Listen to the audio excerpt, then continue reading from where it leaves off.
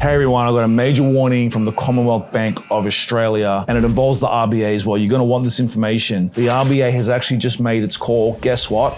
Rates are on hold. No surprises there, but what's happened since then is huge. The RBA's decision to hold rates has flipped the entire property conversation upside down. And get this, Commonwealth Bank, the biggest lender in the country, has just made a major warning. I'll show you exactly what they said, how it's completely different from the other banks, and what this could mean for every Aussie homeowner and investor headed into 2026. Plus, I've got the latest inflation data, what Michelle Bullock herself said about the economy, and the new numbers on where property prices are headed next. So stick with me through this video because what I'm about to show you is going to change how you think about the rate cuts and how you can plan your next property move as a property insider. So the RBA has officially held the cash rate at 3.6%, no change. That decision was unanimous, and honestly, it wasn't a shock. Inflation is running hotter than anyone expected. The RBA's preferred measure, the trim mean, jumped to 3% year on year in the September quarter. It's the first rise since 2022, while headline inflation hit 3.2%. In other words, inflation's moving the wrong way. That's why Michelle Bullock came out and said the board is going to take a more hawkish tone going forward. She's basically admitting that cutting again now could undo all the work they've done so far. Commonwealth Bank's analysts have summed it up perfectly. They said the RBA's now backed itself into a corner. The cash rate will likely stay at 3.6% for a prolonged period, and it would take a big spike in unemployment and weaker inflation to bring rate cuts back on the table. Now here's where things start to get extremely interesting because every major bank has reacted differently. Westpac is saying the first rate cut might not come until mid-2026. NAB still has May penciled in for the first cut, but even they are reassessing this based upon this new inflation data. ANZ thinks maybe February 2026, but that depends on inflation easing faster than expected. In short, the optimism we saw a few months ago is gone. But then there's CBA, and this is where the real bombshell drops. CBA's latest economic update released just before the Cup Day meeting says the RBA will remain on hold for the entire easing cycle. There are no more rate cuts to come. We are done. The economists now expect rates to stay at 3.6% well into 2026 because inflation has proven broader and stickier than forecast. They're saying higher consumer spending and the rebound in housing demand mean the RBA has to keep conditions slightly restrictive to stop inflation from reigniting. The report even notes that CBA's own internal data shows spending growth picking up sharply since March. You have to remember almost half of all Aussies are with the Commonwealth Bank and they've got everyone's banking data so they can see what's happening out there in the market day to day. Now this has been driven by the housing upswing and rising household wealth. So the takeaway, Australia's biggest lender believes the RBA is done cutting. That's it, full stop. We're not going to see another cut. We might not see cheaper rates for years, and for homeowners and buyers, that does change everything. So what does this mean now for the market? And more importantly, what does it mean for you? Well, if you are hoping your mortgage repayments might drop soon, forget it. That's off the table for at least 6 to 12 months. But here's the catch. Just because rates are on hold doesn't mean the housing market is slowing down. In fact, it's doing the opposite. Cotality's latest data shows dwelling values jumped an incredible 1.1% in October. That's 1.1% growth across the whole market in just 30 days. This is the fastest monthly rise in more than 2 years. Sydney's up 0.7, Brisbane's up an incredible 1.8, and Perth is up an insane 1.9 in a single month. February capital city home values have added around $53,000 on average. What's happening right now is a demand tsunami. The government's 5% deposit scheme has lit the fuse again. New data from Loan Market Group, Australia's biggest mortgage aggregator, shows a 39% surge in first home buyer applications since the scheme was expanded in October. That's right. The month they flipped the switch, buyers flooded in. Queensland, it's up 55%. South Australia, up 45%. New South Wales and Victoria, both up around 34%. These aren't tiny bumps, that's a stampede. The reason is simple. Now you can get in as a first-time buyer with as little as 2 to 5% deposit, and the government guarantees the rest of what would have been a 20% deposit, so you've got no lender's mortgage insurance costs. Sounds great, right? On the surface it does, but the guarantee doesn't make the loan smaller, it just skips the lender's mortgage insurance, so you're still borrowing 95% of the property's value. That's a huge amount of debt for a first-time buyer. Buyers think they're saving, but they're actually loading up way more debt just to get into a market where there aren't enough homes to buy in the first place. This demand from first-time buyers is colliding with a spike in investor demand and ultra-low listings. That's what's driving prices to new record highs across the country. AMP's chief economist Shane Oliver even called the scheme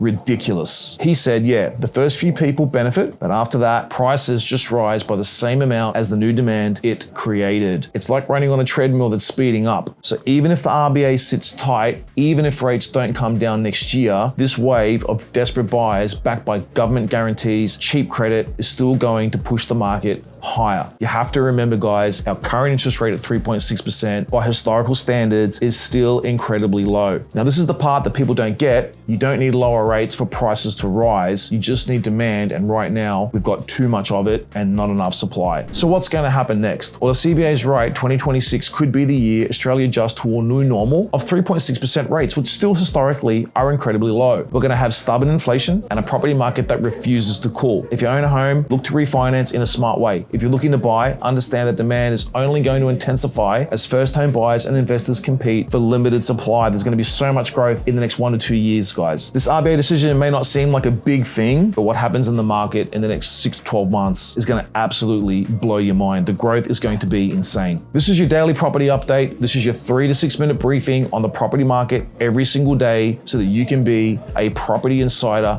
Make sure to hit that subscribe button. And also, I generally want to hear your thoughts. Drop your thoughts in the comments. Now, if you want another video where I look into this topic in a little bit more detail about what's happening in the property market, make sure to check out this video.